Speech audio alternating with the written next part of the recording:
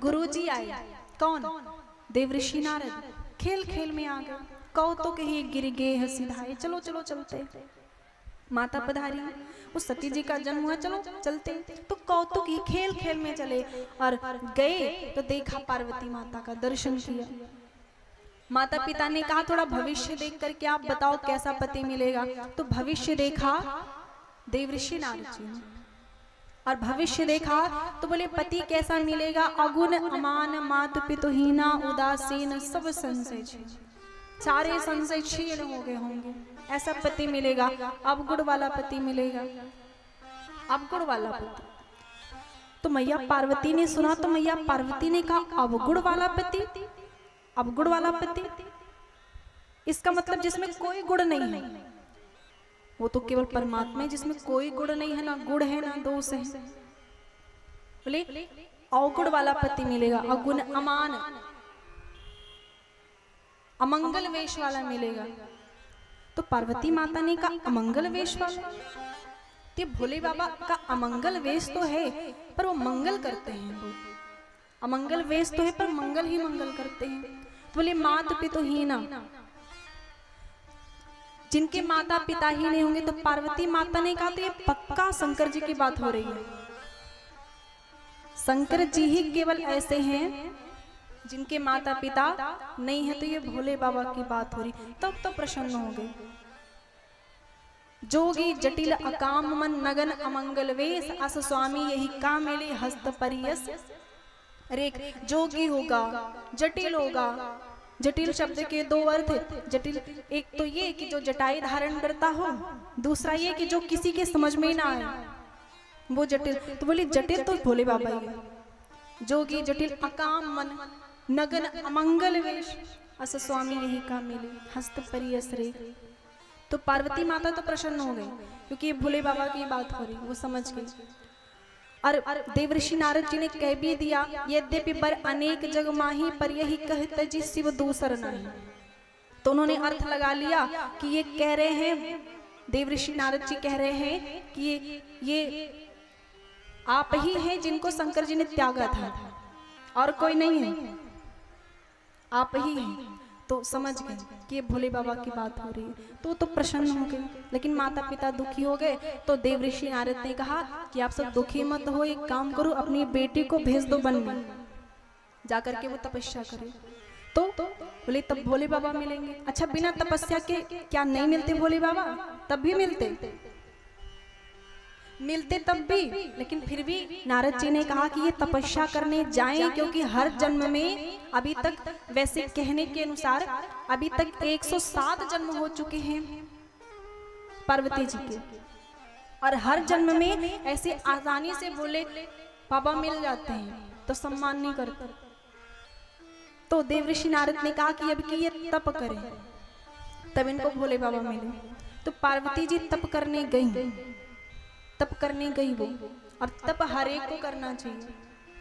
यदि आप तपोगे नहीं, अपने आप को तपा के मजबूत नहीं बनाओगे तो ये दुनिया आपको जला देगी। इसलिए तप करो और इतने मजबूत बनो कि दुनिया आपको जला ना पाए। कोई आपको एक मुक्का मारे तो आप कहो कि भैया आपके हाथ तो ठीक है ना, हाथ तो ठीक है, हाथ में चोट तो नहीं आई। इतना मजबूत बनाओ खुद को। कोई मारे तो उसी का मलहम पट्टी कर दो, हाथ ठीक है क्योंकि मेरी पीठ बड़ी मजबूत है।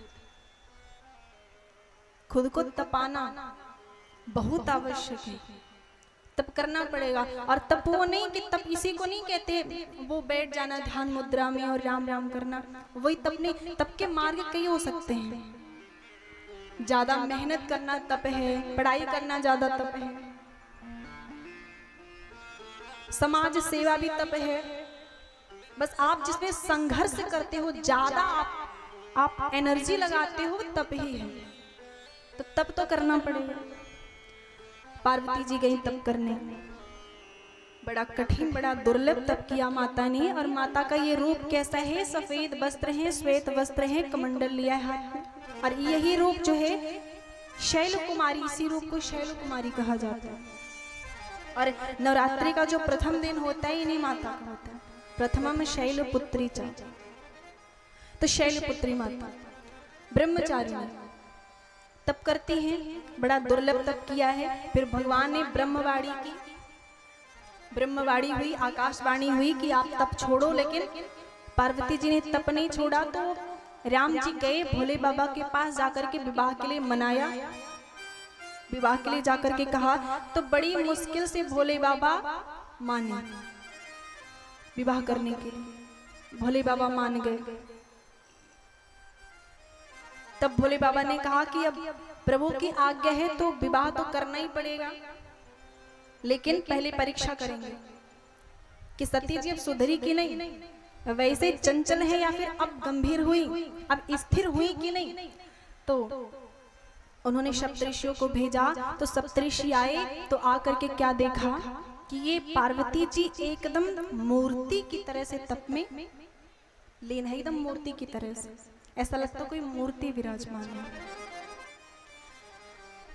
सप्तऋषियों ने कहा कि इनमें स्थिरता तो है, चंचल नहीं है। स्त्री तो वैसे भी चंचल होती है, स्त्री चंचल होती है, तभी तो देखो इधर से एक भी नहीं उठे, इधर से 2 3 4 उठ चुके।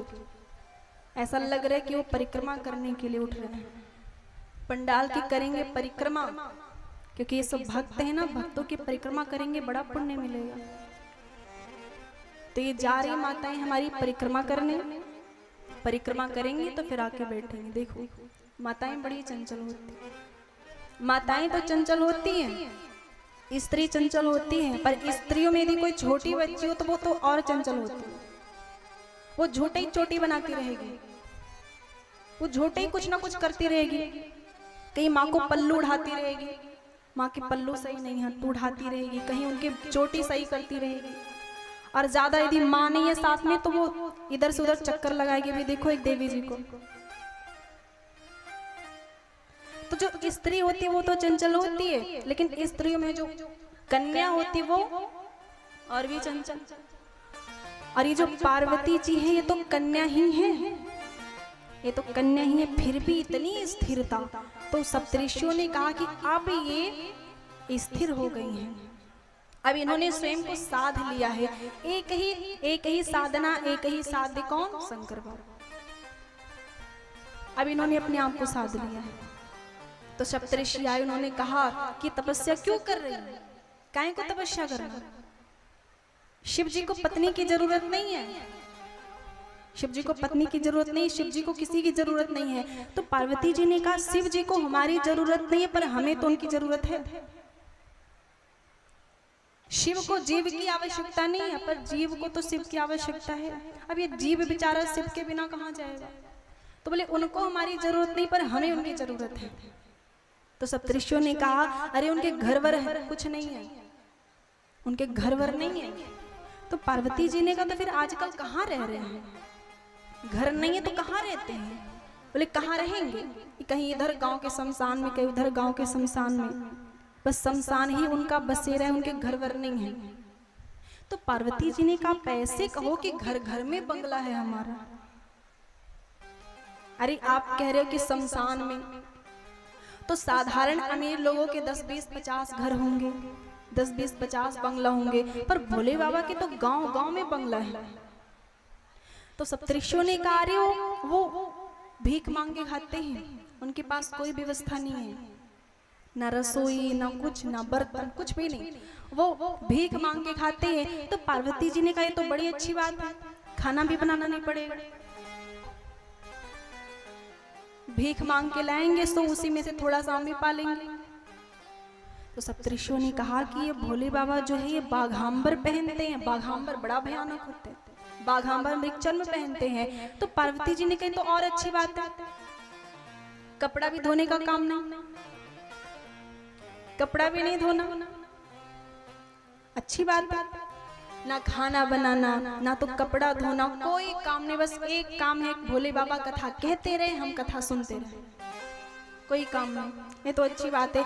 ये भी नहीं रहेगा कि नौकरानी आज नहीं आई, नौकरानी की भी चिंता नहीं, काम ही नहीं तो नौकरानी का है, नौकरानी की भी चिंता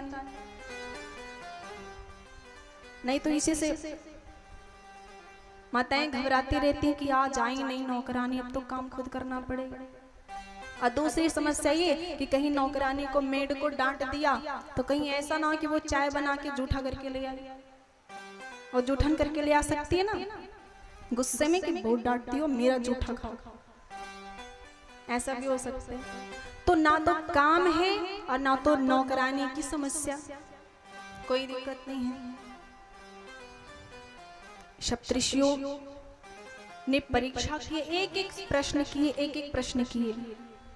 पार्वती जी ने सबका उत्तर दिया, सबका जवाब दिया, और अंत में सप्तऋषि जय जयकार करते हुए गए, जय जयकार करते हुए, और बोले कि भवानी आप ही हो। अभी से उन्होंने भवानी कह दिया, भव की भवानी। ये सप्तऋषि गए और जाकर के भोले बाबा को बताया, तो भोले बाबा सुनते सुनते समाधिस्थ हो गए।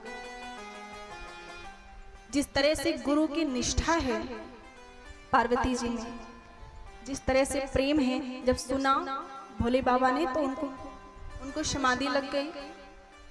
और उनको समाधि लगी, उसी समय तारकासुर नाम का एक दैत्य उत्पन्न हो गया। ये तारकासुर कौन है? ये तर्क का रूप है, तारकासुर तर्क का रूप है।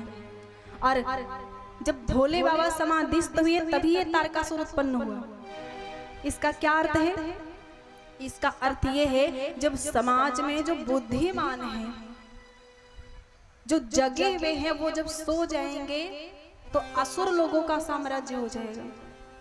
आज देखो जो जगे हुए लोग हैं वो इसलिए बैठे रहते हैं कि हमें कुछ नहीं करना, हम शांति से बैठे रहें। तो जो जगे हुए लोग जब शांत बैठ जाते हैं तो समाज में तमाम प्रकार की अशुद्धियां आ जाती हैं।